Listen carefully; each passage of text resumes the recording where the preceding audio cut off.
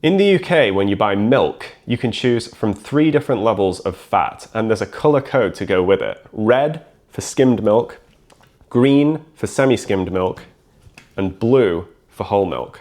And it doesn't matter what shop you go to, it will always be these 3 types of milk in these 3 colours. Which is kind of weird if you think about it. Someone, somehow, got the supermarkets to agree on this, and I want to know who that was, I want to know how they did it, and I want to know why these 3 colours. Because it turns out this colour scheme was the final piece in a massive industrial transition that started all the way back in the 1960s.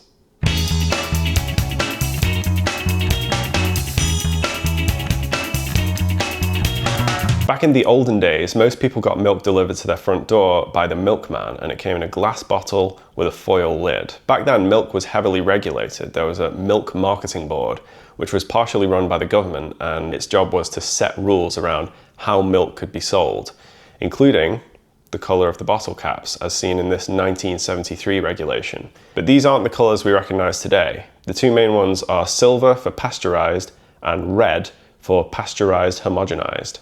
These days we pretty much exclusively buy homogenised milk, but you can still buy the unhomogenised stuff if you go out and search for it. I found this in a somewhat fancier shop. Basically there's a layer of cream floating on top of the milk that's very nostalgic for people who grew up with it. But as someone who didn't grow up with it, it's a bit weird. I mean, there's literally just kind of globs of cream floating in the milk. Nowadays, with homogenization, that cream gets broken up and distributed throughout. I think with this, you're supposed to shake it before you actually use it, but I guess we just decided we'd rather have them do that for us. There's no health benefit either way, as far as I could find. So you can still buy this, it's perfectly safe to drink. This is nothing to do with pasteurization. You should never drink unpasteurized milk. Anyway, the point is, we had a system back then. You had 2 basic types of milk, and you got it delivered to your front door. But in the early 70s, one of those 2 elements was about to be abandoned.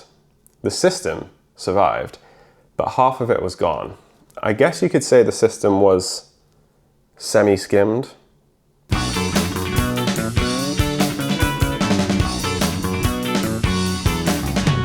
On the 1st of January 1973, Britain joined the European Economic Community, the early version of the EU. And as part of doing that, we had to implement their regulations on the sale of milk. Previously, milk in the UK had been required to have a fat content of at least 3%, and the European rules actually raised that, but they also introduced some other types of milk that we hadn't really had before. Skimmed milk. Semi-skimmed. I haven't found exactly where the concept of semi-skimmed milk started, but I did find that it seems to have existed as a phrase in the Italian language for longer than in any other. But what I can say is that it came to the UK in 1973 by way of a European regulation. And as with many European regulations, there were some pretty incredible speeches made about this in the House of Commons, including this one by the MP Michael English, who was the first MP ever to use the phrase semi-skimmed in Parliament, when he gave this speech, in which he said that Europe bringing semi-skimmed milk to Britain is basically like what Hitler did in World War II. Incredibly, this is the same year that Lance Wright compared supermarkets to concentration camps. I don't know what was going on in 1973. Anyway, we're halfway to answering the big question now. It turns out these 3 types of milk were given to us by a European regulation in 1973. But we're not quite there on the colour scheme yet, because milk at this time was still being sold in a glass bottle, and they had lids that looked like this. And amazingly, you could actually go to prison for up to 3 months if you sold milk with the wrong colour. But if you look at the start of the regulation, it defines bottle as a container which is closed and fastened by a cap of aluminium foil. So what would happen if milk started to be sold in a completely different way? So you thought that you could take on the whole world by yourself. Now it seems the world has turned to take you on instead. The old school way of delivering milk had a lot going for it, and it was weirdly quite ahead of its time. The milkman used an electric vehicle, and the glass bottles were reused. It feels like the sort of thing we'd be striving to get back to today. And some people still do get their milk delivered in this way. But it also has its downsides, right? The milk can be left sitting out for a concerningly long time. If it's hot, the milk might go bad. If it's cold, the milk could freeze. And there are many stories from back in the day of animals getting through the lid and just helping themselves to some of your milk. But the main thing is, by the 70s, a lot of the big benefits to milk delivery was starting to fade away. For one thing, people had fridges now. You could go to the shop and buy 6 pints of milk and keep it fresh all week. You didn't need a fresh pint delivered every single morning. And also, homogenization, that process of breaking up the fat globules and distributing the cream throughout the milk, also extends the shelf life. This bottle of unhomogenized milk I bought yesterday, and its use-by date is today. Now that's, I think, a particularly bad example, but the shelf life was a lot better. And also, women were entering the workplace, which meant that there wasn't always going to be someone home to collect milk when it was delivered. Against this backdrop, the supermarkets smelled blood, and so began the milk price wars.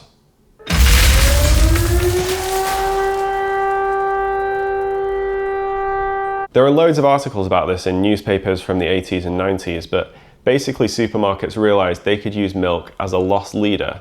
So you know when you go into the supermarket and the milk is all the way at the back and you have to walk past and be tempted by loads of other products on the way? That started during the price wars, because the dairies that were delivering milk to people's homes had to make a profit on every bottle they sold. But the supermarkets sold loads of other products, so they could slash the price of milk and make up the money elsewhere. And as covered elsewhere on this channel, supermarkets at this time were clock towering their way into towns across the country. So this price war was really more of a price massacre because there was very little the dairies could do. And around this time as well, the milk sector was deregulated. The Milk Marketing Board was abolished. So there was no one riding in to save them. As we moved away from getting milk delivered to our doors, we also moved away from glass bottles, and we lost that neat system that we had had of color-coded bottle caps. So the early years of the new regime were pretty messy. If you could read my mind, I would change it all the time. By the start of the 90s, most people were buying milk in a supermarket, but the packaging was still a work in progress. If you bought 1 or 2 pints of milk, you were probably going to get it in a carton. But if you bought 4 pints or more, you were more likely to end up with a plastic bottle. But then, in 1995, Tesco made the shocking announcement that they were going all in on plastic bottles and they weren't going to do cartons anymore. And this caused a bit of a problem, because there were fears at the time that it would prove impossible to design a 1 pint plastic bottle with a little handle integrated into it because it's so small. Obviously they figured it out in the end, but apparently there were multiple designs being considered, some with a handle, some without, some in different shapes, and obviously this is the one that won out in the end. So in 1996, we're almost there. We've got 3 types of milk in plastic bottles in supermarkets. The only thing we don't have now is the color scheme. And if we look again at that photo from Sainsbury's, we've got skimmed, semi-skimmed, and full fat, all in just kind of the same colors, no discernible color scheme to speak of. And it gets worse if you look at Sainsbury's milk next to Tesco milk. This is skimmed, and this one is semi-skimmed. Now, people who were used to one supermarket, if they ended up at another supermarket, they could easily end up buying the wrong type of milk because the colors were all swapped around. It took me a while to find out when exactly the red, green, and blue color scheme came into effect. Didn't seem to be a law or a regulation. I wasn't sure I'd be able to work out who made it a thing. But then I found this, buried on page 12 of the Daily Mirror. 15th of January 1998, milk goes red, green, and blue. Shops are to use a new colour scheme for milk to end consumer confusion. The plan will end the variety of colour schemes used in different stores to show fat levels. All shops will sell full fat in blue cartons, semi-skimmed in green, and skimmed in red. John Morris of the British Retail Consortium said the code should be in place by the end of next year. So now we've got a date. But this just gave me more questions. Why these colours? Who decided this? Whenever I'm researching stuff like this, I always want to try and track it all the way back and find the person who came up with this thing that we interact with every day. But I found it frustratingly difficult because I always end up hitting a brick wall. I never found out who actually decided to put the first ever clock tower on a supermarket. I never found out who decided that Walkers should use a different colour scheme for their crisps. And as far as I'm aware, the identity of the person who came up with this colour scheme has never been published.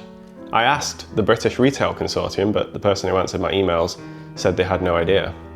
The only lead I really have would be John Morris, the person quoted in that article, but this was almost 30 years ago. Would he even know who came up with this?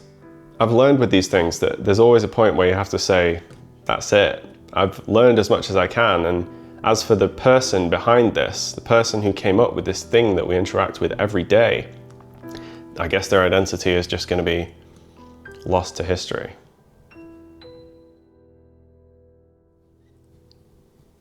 But not this time.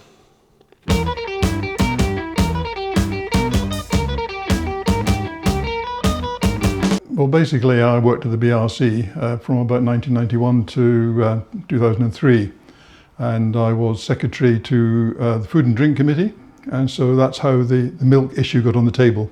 That it was causing problems with customers because they would go into one shop and they would find the milk they wanted colour-coded in a different way from the next shop, and they would end up picking up the wrong one and taking it home and being upset.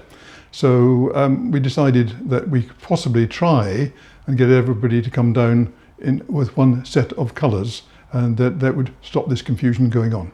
John Morris, welcome to the channel. I got in touch with John because I thought that he might know who it was that came up with this colour scheme, but what I didn't expect was that he would come back to me and say, of course I know who it was. It was me. John spent much of his career at Marks and Spencer, and then he worked at the British Retail Consortium, which is a trade group that brings together all the big supermarkets to discuss issues that affect them all. Obviously, each of the retailers wanted to have their own as the one for going forward. As the committee secretary, I was able to say to them, right, I've got an idea, why don't we follow these colours? And I put forward the proposal. Basically, I was working on what M&S was selling in the way of cream.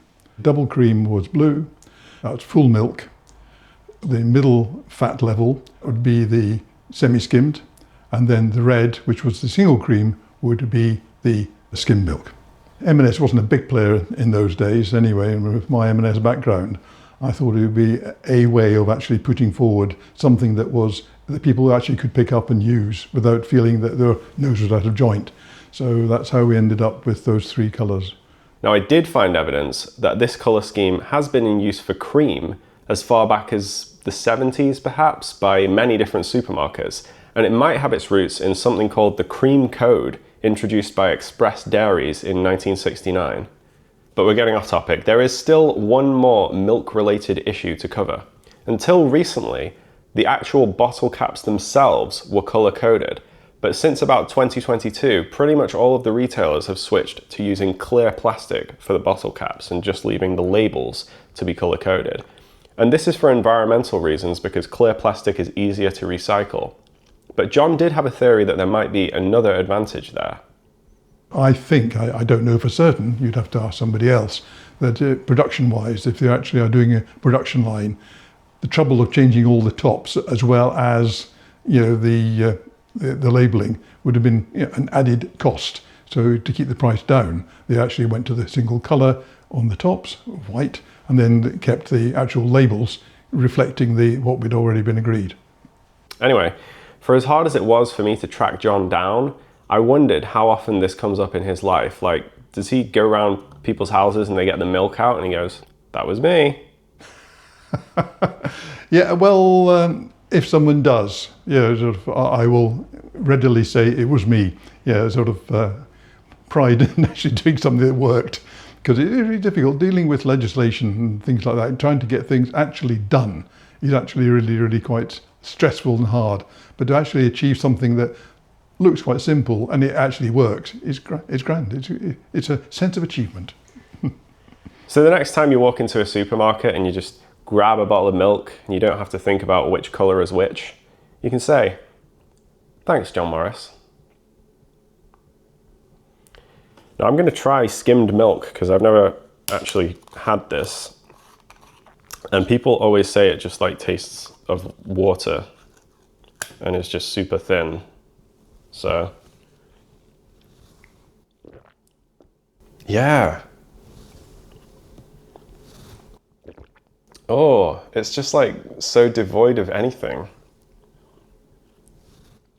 I think this is the lowest selling type of milk from what I could gather. Semi-skimmed is the most popular one. This is, no. No. I mean, you might as well just have water in your cereal.